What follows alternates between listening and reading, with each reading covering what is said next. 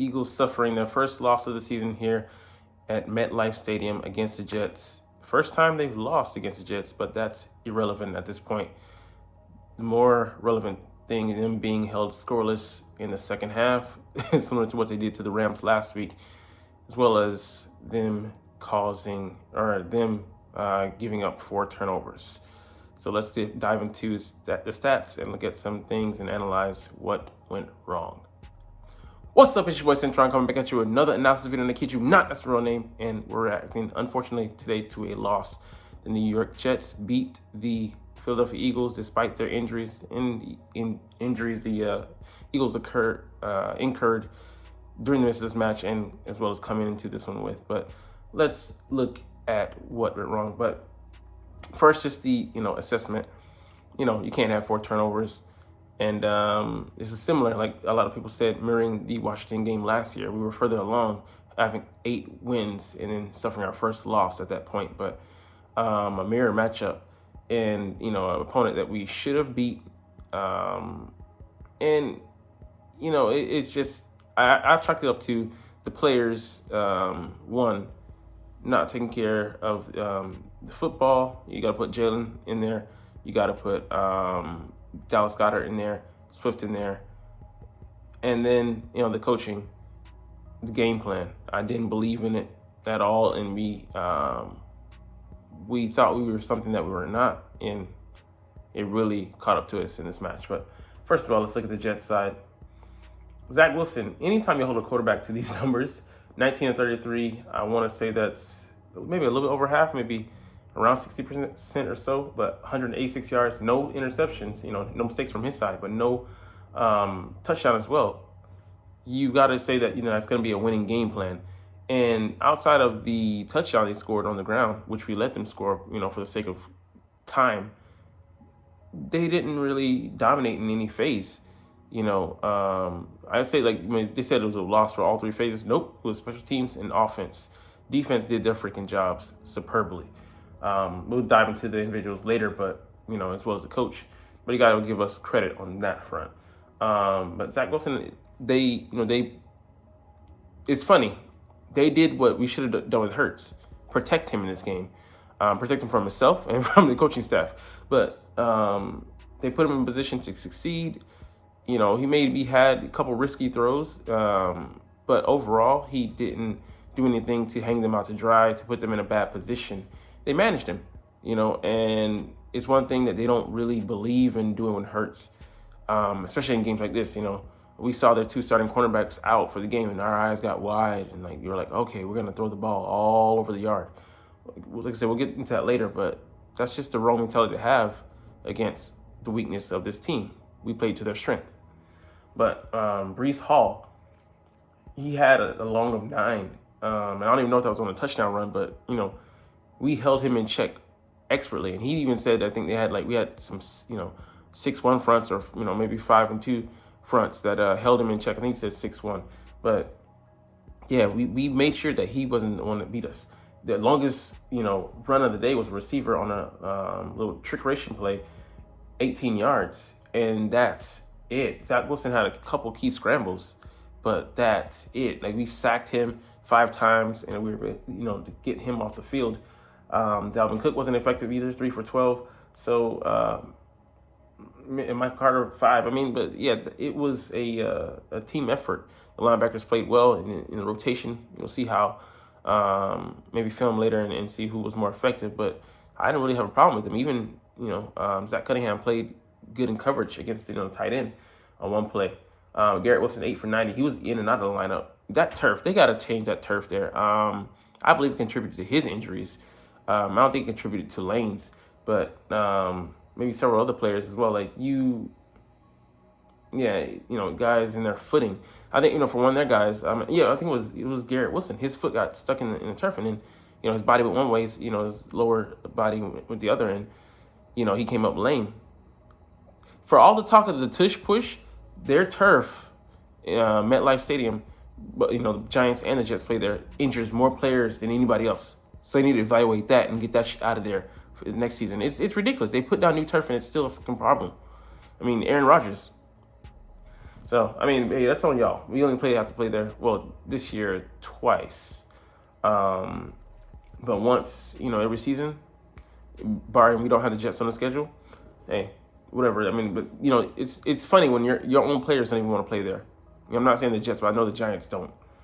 Brees Hall, he was effective in the receiving game, but he didn't have many options, outlets. So they had him on the edges, trying to get some space for him, but he still was unsuccessful. Like, the defense did a superb job holding him and that receiving corner check. So he had like some nice downfield targets.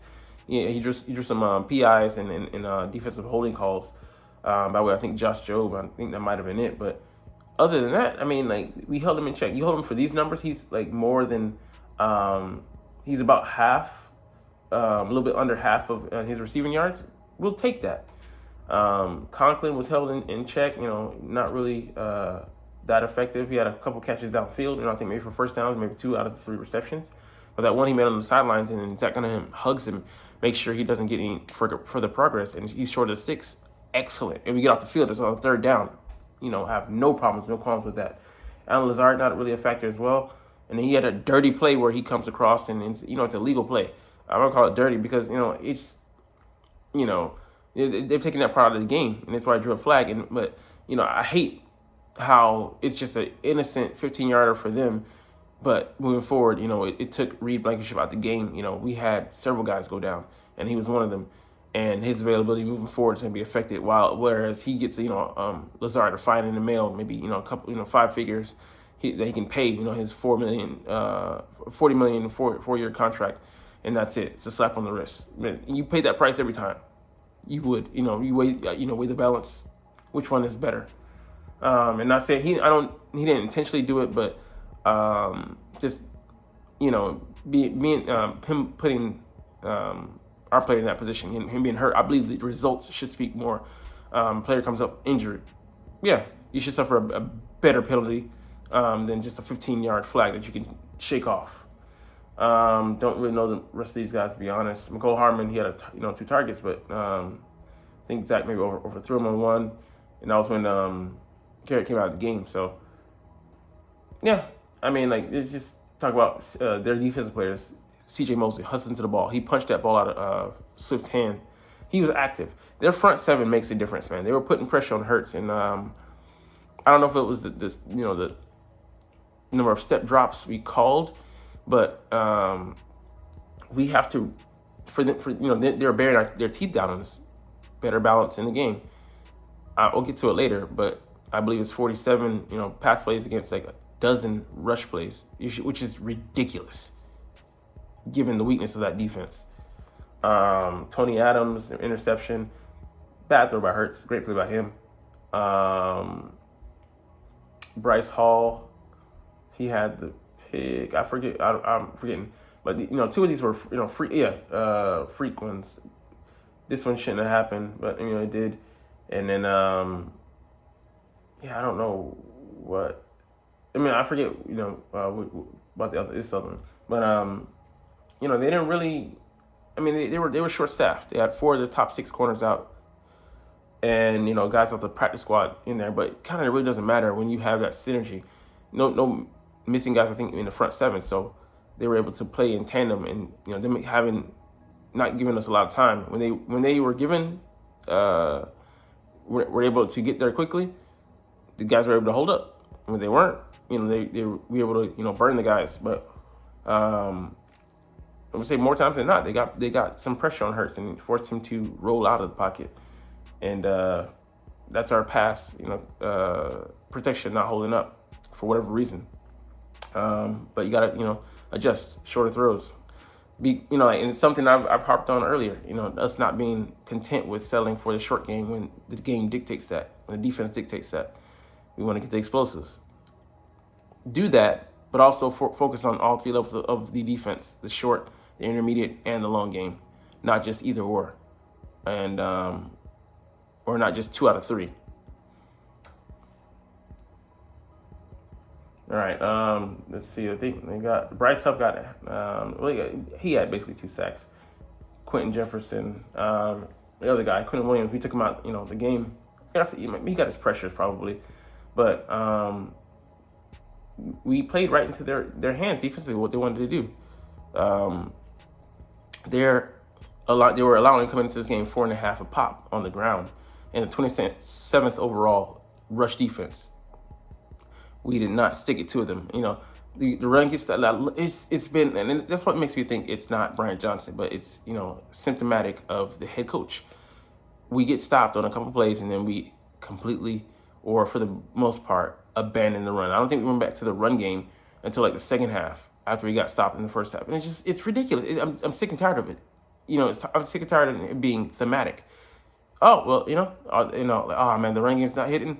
Oh, they're gonna throw it away. They're gonna abandon it like a baby at a firehouse. And what do? It's annoying how consistent it is. All right, and Jalen's numbers. I don't care that he throws for this much. Yeah, he had 3 picks. One was on him. The other one, his arm was being contacted by Jermaine Johnson, and he threw the ball. The ball's trajectory was affected. I don't put that on him. That's on the protection. He can't have eyes in the back of his head. And then the other one, screen pass to Goddard. Quentin Williams makes a great play, getting there, hustling. I think it was actually Tremaine Johnson again. Hits the ball, and then Quentin Williams able to catch it. It flies backwards. It's a fluky freak play, but Goddard has to have better. He has to protect the ball better. Especially when you're in traffic, you're on the screen. Everyone's around you. There's no guarantee who is next to you, your opponent or a friend. So that's on him, and I know he's probably kicking himself, but these things do happen. But just having to be an interception was more like a fumble. But yeah, it's just poor awareness from our guys. And Jalen, that one at the end of the game, the second to last drive, you can't throw that. I don't know what he was looking at, because obviously Goddard was sitting down, but there were 2 guys around him, and maybe you could say Goddard maybe should get more depth and head upfield, but I think Jalen locked in on him, and yeah, you can't do that, especially at this level in this league. They're gonna eat you up. Adams made a play. Hey, it was fair game. Terrible interception by Jalen, one of the worst I've seen from him, if not the worst. But the fact that we still had a chance at the end of the game, and I don't know what I think. He was just skittish. Not for whatever reason, but because the pass protection wasn't holding up all game. But he threw to Smith late, couple beats late.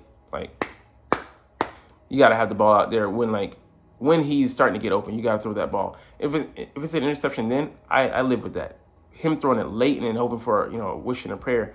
Smitty has to actually knock the ball out of the guy's hands, preventing it from being another interception. 4 on the day. Yeah, and hopefully they get in the film room, analyze that, look at that, and Jalen. He said he holds himself accountable for that and more. But yeah, he like that ding the day. I would say that was the only bad play from him that I saw majorly.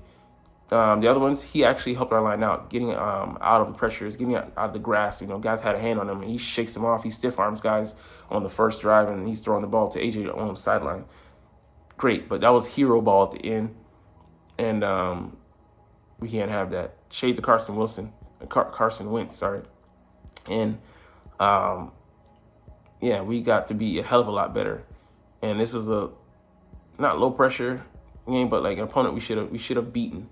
And offensive coaches didn't put us in a position to do so. So these are the rushing numbers. Yeah, that's on Hurts, but outside of the Hurts play call, not play call, but like we have 14 there, and there were a couple, I would say like 4 so called to Jalen. You can that is not balanced. 45 called pass plays. That's ridiculous. It's ridiculous given that the weakness of that defense is the rush defense. If it's 30 or so, and then we take more of these, keeping them balanced, we can hit them with the play actions. Maybe some. Anything going off of play action, like the trickeration. it's just what I saw us going. Like I thought it was gonna be a actual run play with just some fakes in the game. I'm like, what are we doing? What are we doing? Because the game plan, we were up 14 to 3 at one point. You need to keep the clock running, shorten this game up. I don't know what time possession was. I'd love to see what the numbers were, but yeah, we didn't keep the ball very long, and that was the formula for us to win several of our past games leading up to this. Going on long drives to end out the game, controlling the clock, not giving the opponent a chance, and we did just that. Like it was ridiculous. But yeah, Swift only got 10 for 18. Yeah, he wasn't hitting on some of those, but that doesn't mean you just completely throw out the game plan as far as the run game goes. Yeah, AJ went off for 700 bucks 31. Did his job, except for that one play where, yeah, it's a clear out route, but he has to keep running. He catches that. Maybe this is a different game. I don't know. Devonta Smith had a couple catches. He owned up to it after the game. He said, "I just got to catch a damn ball. You think you can grow from this?" Nope, just got to catch a damn ball. That's it. But there were some drops, Goddard had the fumble.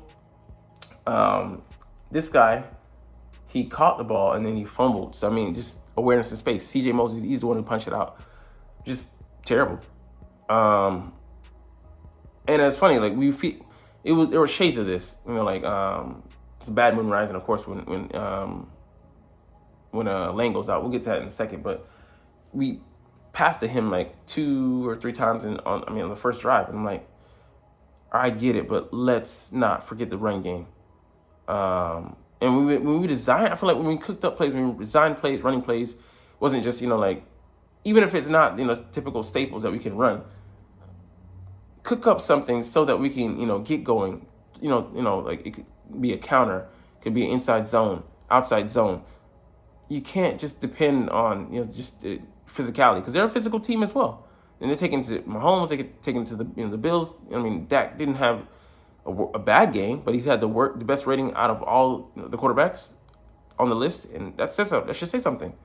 And you just got cute. I mean, like Olamide Zaccheaus had a catch on the sidelines and had to come back because of a illegal shift. They weren't set. Just self-inflicted wounds, not outside of the turnovers. The offense just let us down today.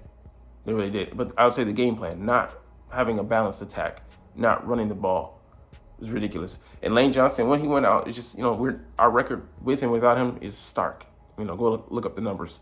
It's pretty bad though. But them not protecting Jack Driscoll, I get it. You have all the confidence in the world of him coming in, but you're missing 2 starting linemen. That's 3 out of 5 guys that you have out there that are supposed to be out there.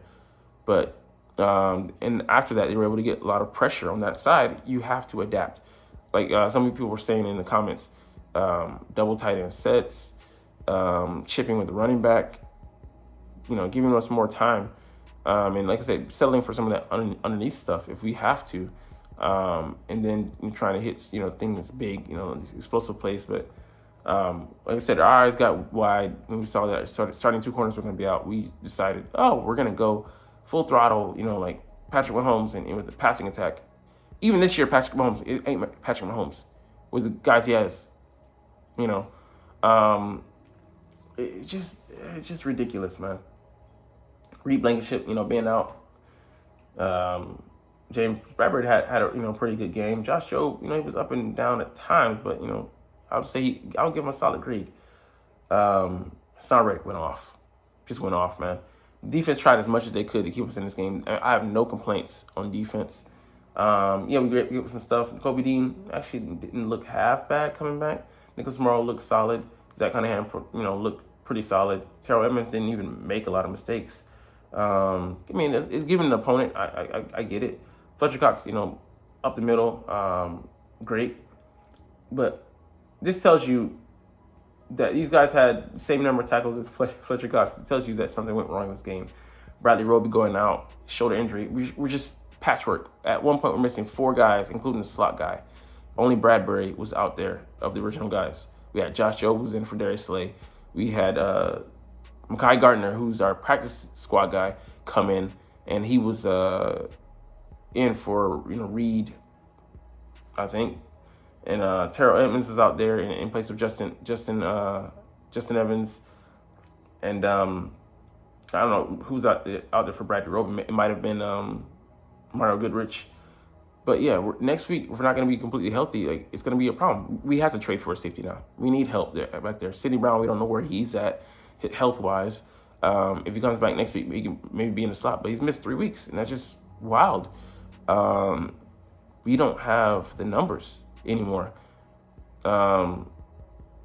We need not just depth. We just need bodies at the DB position. So I think Slay might be back next week. We'll see. Milton Williams went out and came back in. Derek Barnett, he's just there. But credit to Sean Desai in cooking up this game plan, limiting Zach Wilson and the playmakers on the offense to what we did with duct tape and some spit. We were able to to hold this defensive squad together and hold them, the Jets to, I'll take the touchdown off. 12 points? No, just field goals. Like, what more can you ask for from this defense? And given the members that we had in and out of the game, it should tell you all you need to know. Like, game plan on defense was solid. Yeah, they played their asses off, and they deserved to win today, but we just couldn't give it to them. Offense, self-inflicted wounds, the coaching, not up to par at all. Eli Ricks, he went out for the injury for second. I mean, I think he came back in, but it's crazy how many people we had shuffling in and out of there. Jake Elliott, uncharacteristic missed field goal, but I think the spotting on the ball, I don't think it got down right, and that was on Braden Mann, who's the placeholder. He also didn't have the best game punting. He had one good punt that nailed them down at the 6 or the 7. Their own 6 or 7, and other than that, he had a chance to really pin them down on another chance. The ball sailed on him a little bit, and he's up and down, just like Sipos. So we didn't get really any better there with bringing him in, and then Brayden Covey didn't give him space on special teams. So the blocking, I know when Jets are one of the better special teams out there, but we'll see. Next week how they respond back, but we didn't give him any room to operate with that. They were just knifing in, and fortunately he didn't fumble on a couple of those returns. And then the special teams gaff, the corner out of Georgia, I'm not forgetting his name right now, but he's number 22 on our squad, and he just, I could get it if he lost place of the ball. But being overly aggressive, you're in his face, and this isn't a game where like every yard is primo, because they can't move the ball at will on us on offense, and you're spotting them, gifting them yards. He gets in the returner's face, and how could you not tell it? He shifts, and you shift with him. Like, be in the general vicinity, cool, but it's cutting it close. If he's shifting, that means he's probably making a move to catch the ball. That means the ball's coming. You can't fucking be there. He runs and he runs into the guy. Like, it's not like you didn't see him. He's right there in front of your face. You impede his progress towards the football as a flag. Like, what the fuck are you doing? Just ridiculous penalty. Can't have that. Gives them like 15, a free 15. I think maybe got a field goal off of that. That could have been the game. Potentially speaking, like, we don't let them go down there and score that touchdown. We make them settle for a field goal, and I think we had maybe a 1-point advantage. And you just hold on to the ball at that point.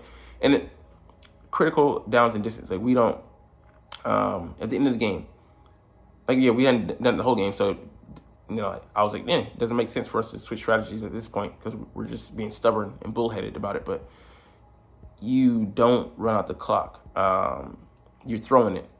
When we have the lead, and then you could just punt it. The way our defense is playing, you could lean on them this game. Like, where was the fucking trust?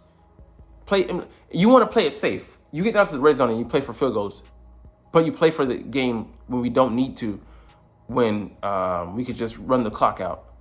That doesn't make any sense. Like, You could punt the ball away and make them drive the length of the field. They're going to beat you. Make Zach Wilson beat you. Like, so confusing, mistaken identity. We want to be a pass-first team. We shouldn't be. Just ridiculous given our personnel, given how well we run the ball, and given that the team is not good at defending the run. Like, so I'm not even mad about this one. I put this on the arrogance of the coaching staff. Anytime you throw the ball out there 45 times, you increase the likelihood of errors, and that's what they did. So, anyways, we'll get up out of here. We'll see how Lane Johnson, Reed Blankenship, Darius Slay, who else was injured in this one? Bradley Roby, and a slew of other injuries shake out. So, a lot to mend. And we had the Dolphins come in Sunday night for you, Monday morning for me. And, man, it could be bad. But I did like the way they responded. You have to get a loss at some point. And I'm not worried about the players, how they responded. I'm worried about the coaching. So we'll see. But anyways, as always, I love making videos, even on days like this. Love talking about the Eagles, even on days like this. So we're going to get up out of here. You're not even watching those, so it's all good. But anyways, as always, it's Fly Eagles Fly, and let's motherfucking go. Like, comment, share, subscribe Thanks for watching. Check me out at Centron Anime, Centron Life, or Centron Laughs, or other social media.